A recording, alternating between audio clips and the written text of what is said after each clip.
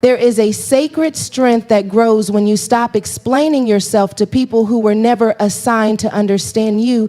God is calling you into a season where your energy is too valuable to be scattered, where your peace matters more than proving a point, and where your growth requires privacy. Focusing on yourself is not selfish, it is stewardship. Silence is not weakness, it is wisdom. In 2026, God is teaching you how to let your healing speak louder than your words, and your consistency speak louder than your explanations. You don't owe everyone access to your process. Some chapters require quiet because noise interrupts transformation. When you stay silent, you give God room to work without interference. When you focus on yourself, you stop bleeding in places that were never meant to hold your pain. This is the year you stop reacting and start responding. Stop announcing and start becoming. Stop defending and start developing. What God is doing in you does not need a press release. It needs patience and protection. If this word is speaking to your spirit, like this video as an act of agreement with the season God is calling you into. Subscribe if you're ready to grow without distraction and walk in peace without explanation. And comment where you're watching from, because there is power in knowing you are not alone as you focus, stay silent, and let God finish what He started in you. There is a misunderstanding that has caused many people to feel guilty for doing what God actually instructed them to do. And that misunderstanding is the belief that focusing on yourself means you are abandoning others. But when God calls you to focus, He is not pulling you away from purpose. He is pulling you into alignment. Obedience sometimes looks like stepping back, tending to your soul, and allowing God to deal with you before you try to deal with the world. In 2026, focusing on yourself is not isolation, it is obedience. Because God knows what He is preparing you for requires a healed, aware, and disciplined version of you. You have spent seasons pouring into everyone else, showing up even when you were empty, giving advice while you were still bleeding, encouraging others while silently questioning your own strength. God saw your heart, but He also saw your exhaustion. Focusing on yourself now is not rebellion against love, it is the restoration of it. You cannot pour clean water from a contaminated well, and God is calling you to tend to the well. Obedience means trusting that God can take care of others while He takes care of you. There are times when Jesus withdrew from the crowd, not because He lacked compassion, but because He understood capacity. He knew when to heal, when to teach, and when to rest. He knew when to speak and when to be silent.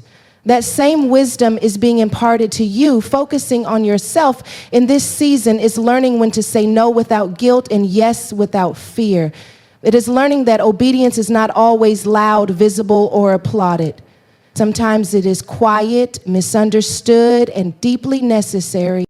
God is not asking you to cut people off in anger or retreat in bitterness. He is asking you to step into discipline of thought, discipline of time, discipline of energy. Obedience requires boundaries, and boundaries often feel uncomfortable to people who benefited from your lack of them.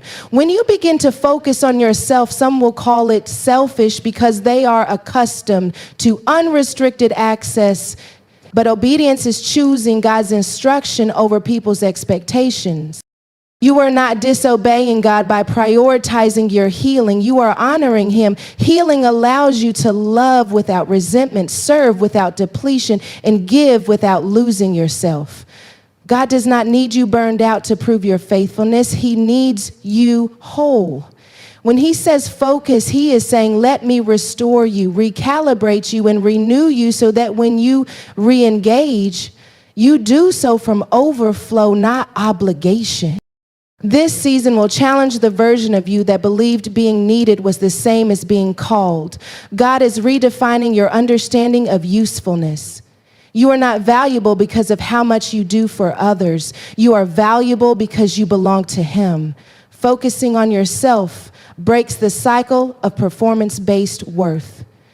Obedience teaches you that rest is not laziness and stillness is not stagnation. It is trust. There will be moments when obedience feels lonely, when you are no longer as available, when you no longer respond immediately, when you no longer explain yourself. That loneliness is not abandonment, it is separation. God often separates before he elevates, not to punish, but to prepare. Focusing on yourself means allowing God to work on you without distraction, without commentary, without interference. You are learning how to listen to your body, your emotions, and the Spirit of God instead of overriding them to meet expectations. Obedience sometimes means canceling plans, stepping away from conversations, and declining invitations that once defined you. This does not mean you stop loving people. It means you started honoring the limits God placed on you. Limits are not flaws. They are design. Focusing on yourself also means confronting patterns you avoided by staying busy. When you slow down, things surface. Thoughts, emotions, memories, and questions rise that you once suppressed with activity. Obedience is sitting with those things and allowing God to heal them instead of running from them. God cannot heal what you refuse to acknowledge. Silence and focus create space for truth to emerge. This obedience will refine your relationships. Some will grow stronger because they are built on mutual respect, not constant access. Others may fade because they were sustained by imbalance. That is not loss, it is alignment. God is teaching you how to be connected without being consumed. Focusing on yourself helps you discern who is assigned to your life for this season and who is only meant to walk with you for a moment. There is a maturity that comes when you stop trying to be everything to everyone. God never asked you to be omnipresent. He asked you to be obedient. Obedience looks like trusting God to fill gaps you once tried to fill yourself. It looks like believing that the world will not fall apart because you rested, paused, or said no. You are allowed to protect your peace. You are allowed to choose quiet over chaos. You are allowed to grow without announcing it. Obedience frees you from the pressure to perform publicly while God is working privately. Focusing on yourself allows you to hear God more clearly because your spirit is no longer cluttered with noise. This season will also teach you patience with yourself. You are learning that growth is not linear and healing is not rushed. Obedience means honoring the pace God set, not the pace others expect. When you focus on yourself, you stop comparing your progress to someone else's highlight reel. You trust that God knows what he is doing in you. God is not offended by your focus. He is pleased by your obedience. He knows that what he is preparing to release in your life requires discernment, restraint, and inner stability. Without focus, blessings become burdens. Without healing, opportunities become pressure. God is protecting you by instructing you to slow down and look inward. You may feel tempted to over-explain your absence, your boundaries, or your silence. Obedience teaches you that explanations are not always required. Peace does not need permission. Growth does not need validation. When God is leading you, you do not need consensus. You need courage. As you focus on yourself, you will notice your reactions changing. You will respond instead of react. You will pause instead of panic. You will observe instead of absorb. That is evidence of obedience bearing fruit. God is teaching you emotional discipline, spiritual awareness, and mental clarity. This focus will sharpen your vision. You will see distractions for what they are. You will recognize when something drains you instead of develops you. Obedience makes you sensitive to what aligns with God's will and what merely feeds your ego. You are learning the difference between being busy and being called. God is not rushing you because he is not insecure about his plan.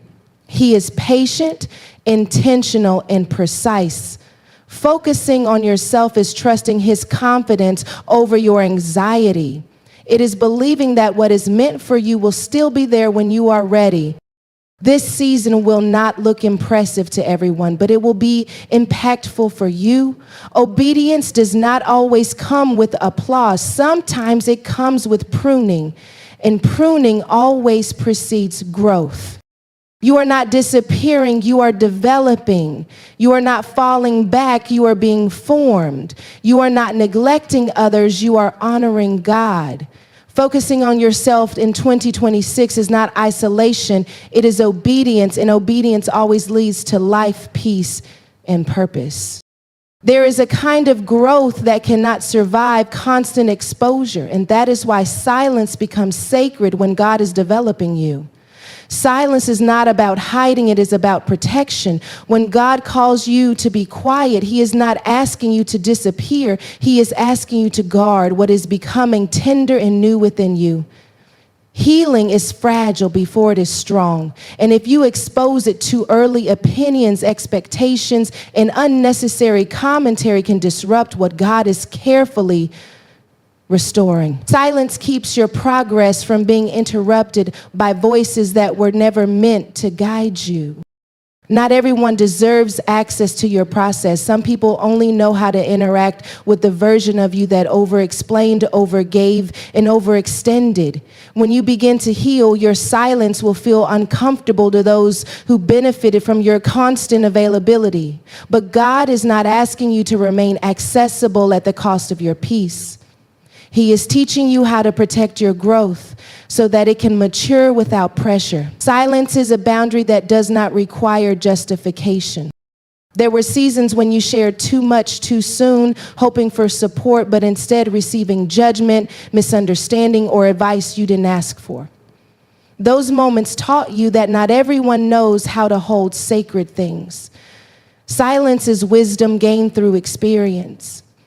God is helping you discern when to speak and when to remain quiet, when to invite counsel and when to seek him alone. Protection begins with discernment, and discernment grows in silence. Healing often begins quietly. There are tears you don't announce, prayers you don't post, and breakthroughs you don't explain.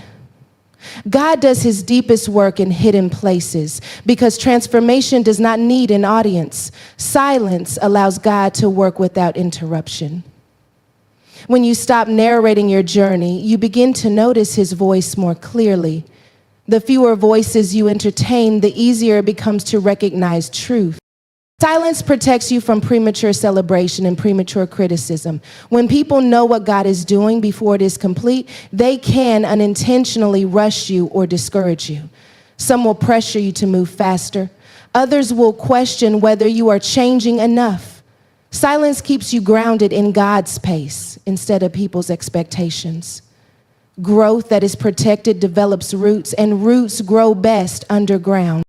There is also protection in silence from your own impulses. Sometimes talking too much is a way to seek reassurance, validation, or confirmation from people instead of trusting God. Silence teaches you to sit with uncertainty without panic. It strengthens your confidence in what God told you, even when no one else knows yet. Silence trains you to rely on faith instead of feedback. When God invites you into silence, he is refining your inner world. He is helping you separate your identity from external affirmation. Growth becomes dangerous when it depends on applause. Silence removes the distraction of opinion so your healing can be authentic, not performative. You begin to grow because God is doing the work, not because people are watching. Silence also keeps you from defending yourself unnecessarily. Not every misunderstanding needs correction. Not every accusation needs a response. Some battles drain you without developing you. God is teaching you restraint, not because you are weak, but because you are wise. Silence protects your energy so it can be invested where it matters most. There will be moments when staying silent feels uncomfortable because you are used to explaining yourself. You are used to clarifying intentions and proving sincerity. But growth requires trust, not transparency with everyone. God knows your heart. He sees your obedience. Silence allows him to fight battles you once felt obligated to address yourself. Your silence will confuse some people. They will fill the gaps with assumptions. But assumptions are not your responsibility. Growth requires you to let people think what they think while you stay anchored in what God knows. Silence teaches you how to let go of control without losing peace. There is a maturity that comes when you no longer need to narrate your healing to validate it. You know who you were, you know what God is doing, and that is enough. Silence protects you from reopening wounds that are still healing. Talking too much can pull you back into emotional places God is delivering you from. God also uses silence to sharpen your listening. When you stop talking, you begin to notice patterns, tones, and truths you missed before.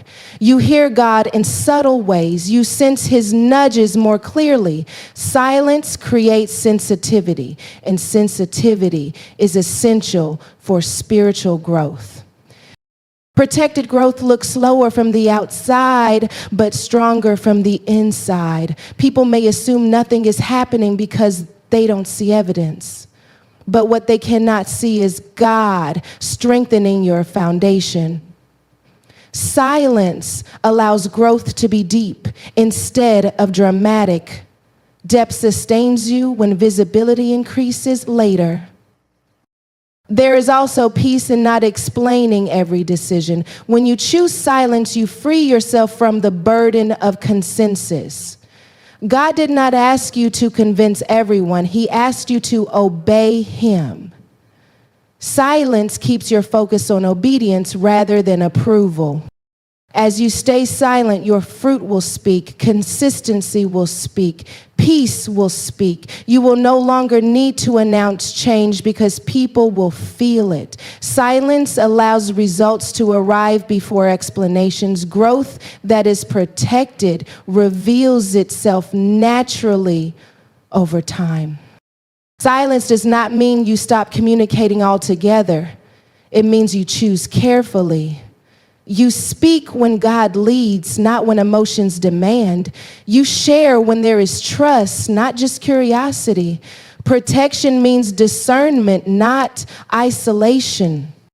God is teaching you that silence is not emptiness. It is fullness under construction. It is strength being formed quietly. It is wisdom learning restraint.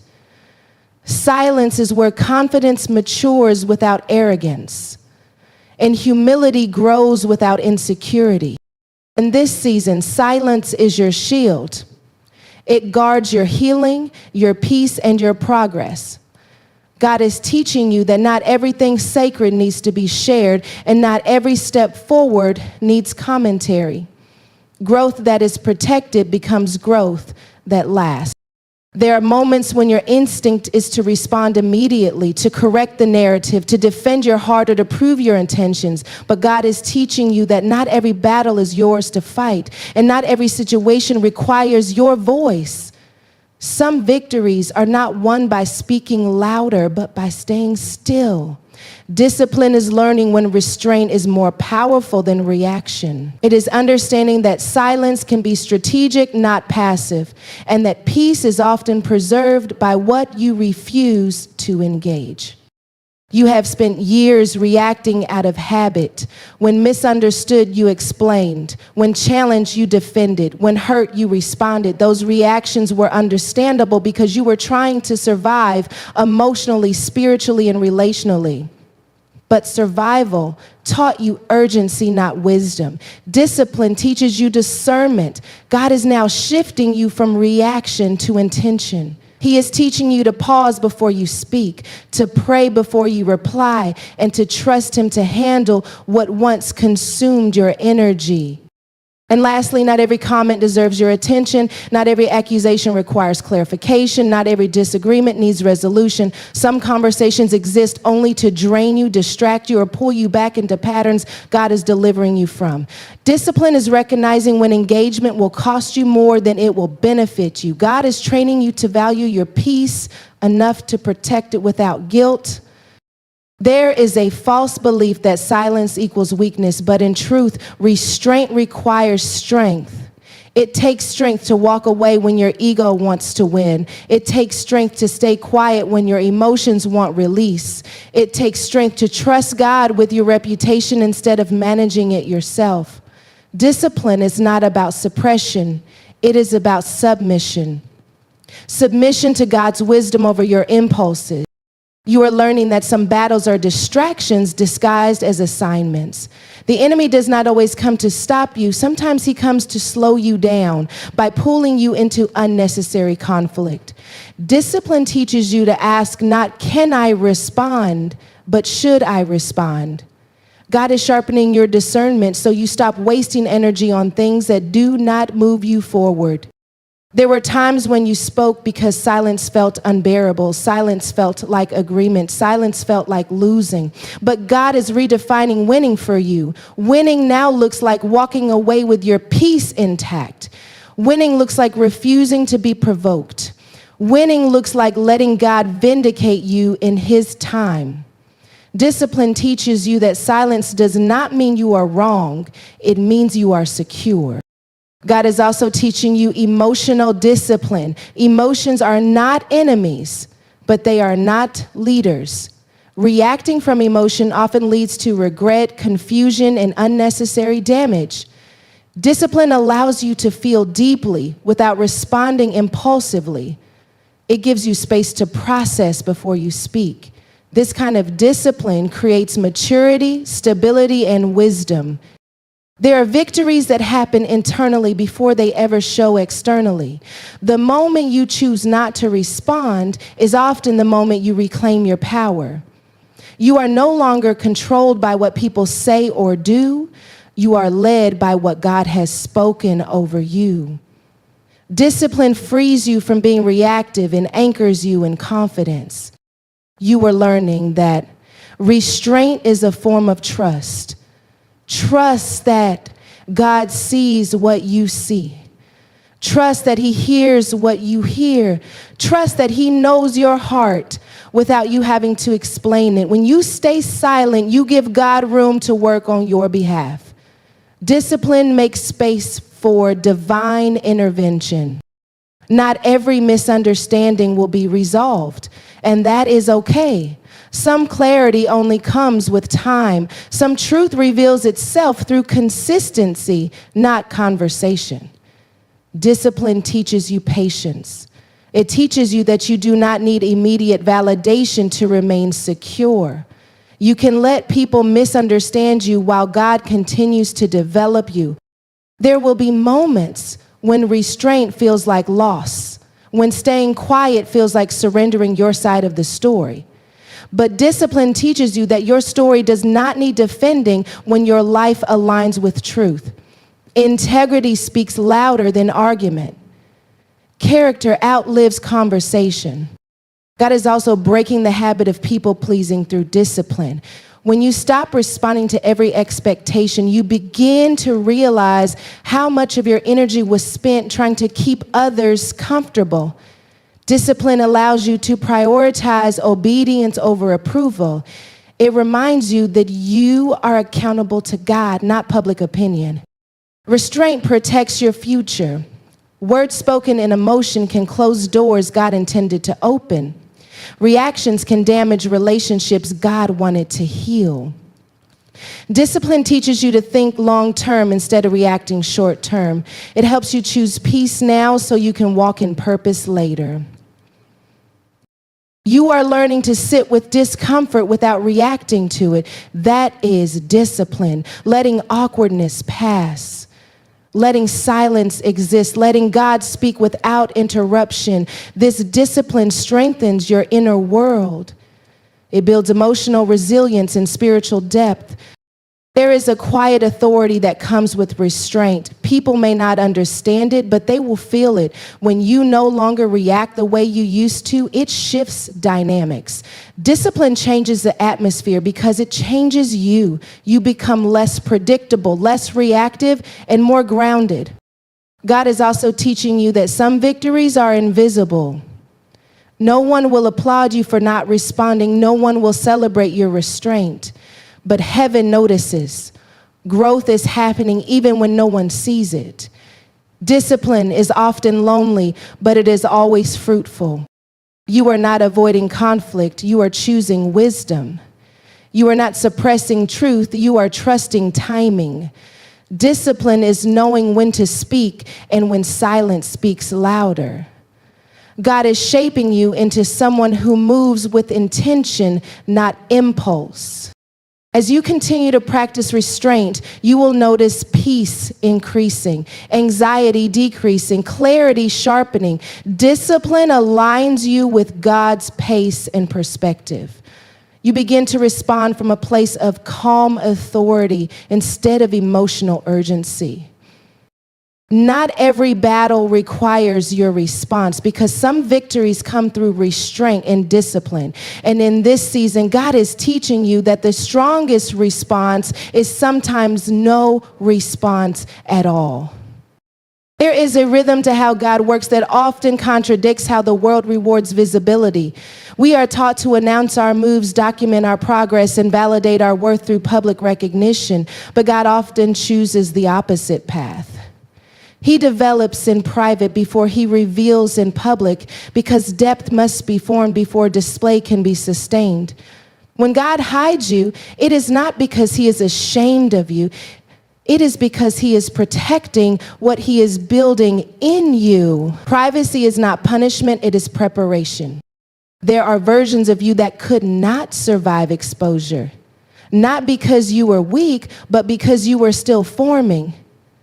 God understands that what is premature can be damaged by attention. Just as a seed must remain underground before it can bear fruit, your growth requires seasons where no one claps, comments, or confirms.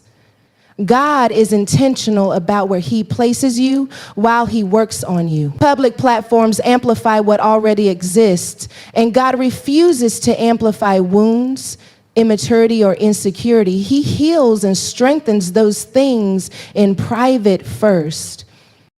Private development is where God deals with motives. In the quiet, there is no audience to impress and no image to maintain. You are confronted with who you really are, not who people think you are. God uses this space to refine your intentions, purify your desires, and anchor your identity in him rather than in outcomes.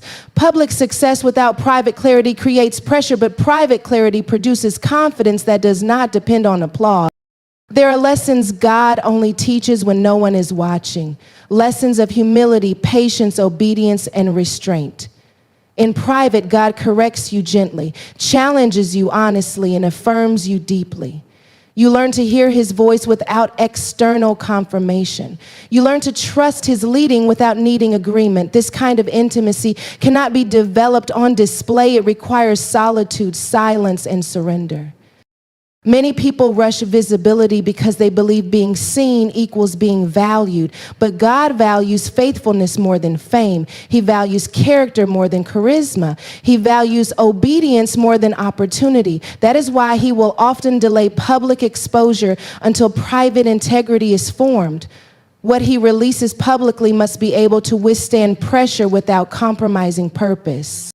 Private seasons also protect you from comparison. When you are hidden, you are less distracted by what others are doing. You stop measuring your progress against someone else's timeline. God removes you from environments that trigger insecurity so he can restore your confidence at the root. When you know who you are in private, you are less threatened by others in public. God develops endurance in private. When no one is watching, you learn to keep showing up without recognition. You learn to remain consistent without reward. That endurance becomes essential when public attention arrives because applause fluctuates, but purpose remains. Private faithfulness trains you to stay grounded regardless of response. There are also mistakes God allows you to make in private that he would never allow in public. In private, failure becomes a teacher instead of a headline. Correction becomes healing instead of humiliation. God is merciful in how he forms you. He knows the way to visibility, and he prepares you carefully for it. Private development strengthens your discernment. Without constant noise, you learn to recognize God's peace in his warnings. You become sensitive to alignment and misalignment. This discernment becomes critical when opportunities multiply and decisions carry greater consequences. God trains you to choose wisely before he allows you to choose publicly. Some people misinterpret private seasons as being overlooked, but God never overlooks what he is preparing. Hidden does not mean forgotten. It means covered. God covers what he values. He shields what he intends to reveal at the right time. Exposure too early can distort calling into performance. Private development also reshapes how you handle responsibility. When God gives you influence, it is not for your ego, it is for service. In private, he teaches you how to steward authority with humility. He reminds you that leadership is about impact, not image. This foundation keeps you grounded when visibility increases. There are prayers God answers privately before he answers them publicly. He changes your heart before he changes your circumstances. He stabilizes your emotions before he expands your territory. This order matters. Without inner alignment, outer elevation becomes overwhelming. God is kind in his timing. In private, God dismantles false confidence and builds true assurance. False confidence relies on validation. True assurance rests in identity. When you know who you are without an audience, you move differently when the audience arrives. You are not hungry for approval. You are anchored in purpose. God also heals your relationship with silence in private. You learn that quiet does not mean emptiness. It means intimacy. It means depth. It means attention. Silence becomes a place of strength rather than anxiety. This allows you to stand confidently later without feeling the need to constantly speak or prove. Private seasons teach you how to carry joy without performance and pain without bitterness. You process emotions honestly with God. You learn to forgive without announcement. You learn to grow without explanation. This emotional maturity protects you when visibility invites scrutiny. There is a stability that comes from being formed away from the spotlight. You are less reactive, less defensive, less dependent on affirmation. God builds emotional and spiritual muscles in private that support you when pressure increases. Public exposure magnifies what is already present. God ensures strength is present first. When God reveals you publicly, it will feel natural, not rushed. You will not be scrambling to keep up with demand because preparation created capacity. You will not fear being seen because you are no longer hiding from yourself. What once required effort will flow with ease because it was formed in truth. Public revelation is not a reward, it is a responsibility. God entrusts visibility to those who can handle it without losing themselves. Private development ensures that when influence comes, it does not replace intimacy with God. You remain rooted even as reach expands. God knows when you are ready. Not when you feel ready, but when you are ready. Readiness is measured by character, not excitement, by obedience, not ambition, by humility, not hunger for attention. That is why his timing rarely matches human impatience. There will be moments when you wish God would move faster, reveal more, or expose what he is doing in you. But later you will thank him for every hidden season. You will see how protection preserved you, how privacy matured you, how silence strengthened you. God develops you in private because he cares about sustainability. He cares about longevity. He cares about your soul. Public success without private depth is fragile, but public purpose built on private obedience is unshakable. When the time comes for revelation, you will not feel rushed or afraid. You will feel aligned, prepared, peaceful. The same God who hid you will reveal you, and when he does, you will stand with confidence that was not borrowed from applause, but built in the quiet presence of God. There comes a point where you realize that words have limits, but fruit does not. Explanations can be debated, intentions can be misunderstood, but consistency carries a quiet authority that cannot be argued with. God is teaching you that in this season, your life does not need to be explained, it needs to be lived. Staying silent is not about withholding truth. It is about allowing truth to mature until it can stand on its own without your defense. When God says, let your consistency speak, he is saying, trust